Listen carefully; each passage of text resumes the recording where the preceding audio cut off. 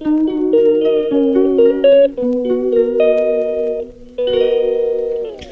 Guys, welcome back my channel. कैसे हैं आप लोग? आई होप अच्छे होंगे। तो आज बहुत ठंड है और ठंड में मैं तो ज़्यादा निकलती भी नहीं हूँ बाहर। काम करके बस घर में लगी रहती हूँ। अब बिस्तर में बैठ के पढ़ाई कर लो, क्योंकि बाहर निकलना तो पॉसिबल नहीं है। और सच में ना, ठंड ठंड तो मैं कहीं जाती भी नहीं हूँ, इसी वजह से कि मुझे जब ठंड लग जाती है ना, कम पूरा मेरा 1 महीना ना तबीयत खराब में चला जाता है। बहुत मुश्किल से मेरे अंदर से वो ठंड निकलती है। फिर पड़े रहे तो फिर पता है, पढ़ाई का भी बहुत लॉस होता है, फिर पढ़ाई भी नहीं होती और घर भी नहीं संभाल पाते। और एक महिला के बिना घर कैसे हो जाता है, आप लोगों को तो पता है। जो हाउस वाइफ है वो अच्छे से समझ सकती हैं इस बात को, कि एक महिला जब घर पे बीमार हो जाए तो उसकी घर की कंडीशन क्या हो जाती है। चाहे कोई कितना ही कर लो, हस्बैंड कितना ही हेल्प कर लें, लेकिन वो बात नहीं होती जो एक महिला अपने हाथों से कर सकती है ना। आपको तो पता होगा। तो आज मैं बात कर रही थी, आज मैं सोच रही थी कि मैं सीटेट का एग्ज़ाम आने वाला है, 30 तारीख का है, तो क्यों ना मैं सीटेट के ऊपर एक वीडियो बनाऊं।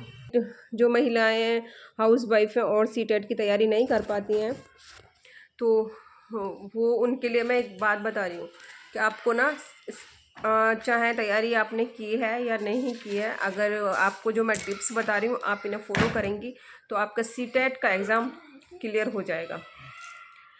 मतलब अगर थोड़ी सा भी प्रयास आपने अब भी कर लिया ना, कि जैसे थोड़ी बहुत पढ़ाई पहले की हो और अब आपको डर लग रहा हो कि हम तो ज़्यादा पढ़े नहीं हैं, घर का काम होता है, बच्चों को संभालते हैं हम लोग, कैसे जाएं, अब तो हमारी तैयारी नहीं है, तो प्लीज़ आप एग्ज़ाम ना छोड़ें अपना और एग्ज़ाम देने के लिए ज़रूर जाएं।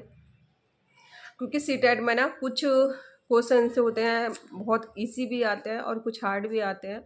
और 75 नंबर की पेडागोजी पूछी जाती है, जिसे आपको अच्छे से कर सकते हैं सिर्फ टिप्स को अपना के। वो कैसे, मैं आपको बताती हूँ। कि जैसे ना, पेडागोजी को आपको कैसे सॉल्व करना है। पेडागोजी को आपको सॉल्व करना है ऐसे कि आप ना एक बच्चे को केंद्र में रखकर प्रश्न को सॉल्व करें, ठीक है। और आप अपने आप को ये सोचें कि एज अ टीचर के रूप में रखें कि मैं एक टीचर हूँ और मेरे सामने एक बच्चा है, मुझे उसे पढ़ाना है। या जो बच्चा मेरे सामने बैठा है वो कितनी एज का है, उसकी क्लास को, सब कुछ को आपको ध्यान में रखना होगा। क्योंकि अगर बच्चे की क्लास और बच्चे की एज आपके मतलब आप उसको समझ लेते हैं तो क्वेश्चन को आसानी से सॉल्व कर सकते हैं कि कितनी एज का बच्चा है और कितना मतलब इमेज वो कर सकता है, कितना सीख सकता है इतनी एज में, आप उसको आराम से कर सकते हैं, ठीक है। एक बात तो रही है। दूसरा नंबर है कि अगर आपको पेडागोजी सॉल्व करनी है तो कुछ कीवर्ड्स होते हैं उसके, है ना, जो आपको ध्यान में रखने होते हैं। कि जैसे केवल वर्ड है, एवं है, हेतु है, ये सारे वर्ड नेगेटिव होते हैं, ठीक है। और उसको ना आपको कीवर्ड को ध्यान में रखना है। और बच्चे को ना एक पनिशमेंट बिल्कुल भी नहीं देना है, किसी भी तरह का दंड उसको नहीं देना है, और रटने पर उसको ध्यान नहीं देना है। जो बच्चे के हित में बात नहीं है ना, वो सारी बातें नेगेटिव होंगी। और किसी भी तरह का उसको हम मतलब पढ़ाने के लिए किसी भी तरह का हम उस पर, बच्चे पर दबाव नहीं डाल सकते।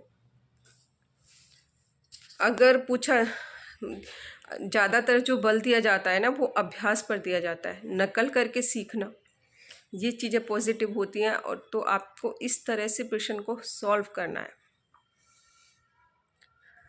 और जैसे क्या कहते हैं, साइकोलॉजी है, साइकोलॉजी में 15 नंबर की पेडागोजी आती है, 15 नंबर के क्वेश्चंस पूछे जाते हैं।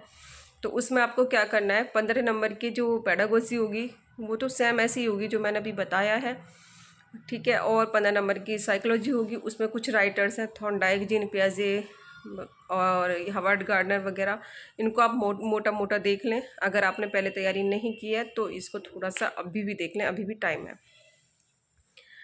जैसे जीन पियाजे की अवस्थाएं हैं, 4 अवस्थाएं उसकी, उसको थोड़ा देख लें कितनी मतलब कितनी अवस्थाएं, जैसे कितनी एज में क्या क्या बच्चा करता है, और थॉर्नडाइक का सिद्धांत है, इनको मोटा मोटे पढ़ लें। और हिंदी है, हिंदी में आपको डरने वाली कोई बात नहीं है। 15 नंबर का पैराग्राफ पूछा जाता है। 15 नंबर का पैराग्राफ, अगर पैराग्राफ को आपको कैसे सॉल्व करना है, पहले आप अपने क्या कहते हैं क्वेश्चंस को पढ़ना है, उसके बाद पैराग्राफ पढ़ना है। अगर जैसे आप क्वेश्चंस पहले पढ़ लेंगी या पढ़ लेंगे तो उसके बाद आप उसको करेंगे, पैराग्राफ को पढ़ेंगे तो क्वेश्चन ना बहुत अच्छे से प्रश्न हमारी समझ में आ जाते हैं और तुरंत क्लिक कर जाते हैं कि मतलब प्रश्न में क्या पूछा गया है। इस तरह से आपको समय भी बचेगा और पैराग्राफ को ना कई बार पढ़ने की कोई ज़रूरत नहीं पड़ेगी। अच्छे से आप वहाँ भी अपने लिए टाइम बचा सकते हैं और अपना बेटर कर सकते हैं। 15 नंबर की पेडागोजी है, जिसमें उसके लिए हिंदी के लिए जो मैंने अभी बताई है पेडागोजी को कैसे सॉल्व करना है।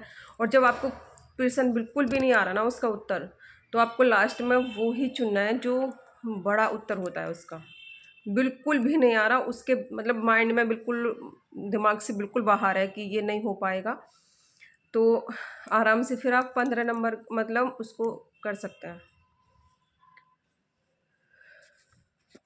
करने का मतलब है मेरा कि अगर जैसे बिल्कुल भी आपको क्वेश्चन नहीं पता, कुछ भी समझ में नहीं आ रहा, जो कीवर्ड्स हैं आपने वो भी वहाँ पर लगा लिए, उसमें भी कुछ भी समझ में नहीं आ रहा, तो आप लास्ट में वो उत्तर चुनें जो सबसे बड़ा है, ठीक है। और जो मतलब एक संकेत दे रहा है, जैसे सृजनात्मकता वगैरह होती है और प्रोत्साहित करना, किसी चीज़ को बार बार अभ्यास करना, इन चीज़ों को आप वहाँ पे अप्लाई कर सकते हैं। तो आपके प्रश्न ज़्यादा से ज़्यादा मतलब ठीक होने की संभावना वहाँ पर रहेगी और गलतियाँ भी इतनी नहीं होंगी। और आप ये हड़बड़ा के ये ना रहे कि आपके मन में भाई हम तो हाउस वाइफ हैं, बच्चे हैं, हम तो एग्ज़ाम देने नहीं जाएंगे। बहुत एक सच बताओ ना, एक सीटेट को ना लोगों ने हुआ बना रखा है, और हुआ समझ के जो हाउस वाइफ होती है ना बेचारी, वो डर जाती हैं। तो मेरे साथ भी ऐसा हुआ था, लेकिन अब तो मुझे बहुत अच्छे से पता है और मैं कई बार क्वालिफाई भी कर चुकी हूँ, तो अब मुझे बिल्कुल भी डर नहीं लगता। और जो चीज़ मैं आपको बता रही हूँ वही चीज़ मैंने वहाँ पर अप्लाई की थी अपने ऊपर भी। हाँ, हालांकि तैयारी तो करनी चाहिए, अगर तैयारी ना भी हो तो आप इस चीज़ को लेकर एग्ज़ाम में जाएं कि हाँ भाई हम अपने माइंड से भी वहाँ पर कर सकते हैं। इसमें ऐसा नहीं है यूपी टेट की तरह कि यूपी टेट में एक बिल्कुल सटीक पूछा जाता है, उसमें ऐसा नहीं है। इसमें काफ़ी क्वेश्चंस हमारे माइंड पर आधारित होते हैं और जिन्हें हम अच्छे से कर भी जाते हैं, ये आप सभी जानते होंगे।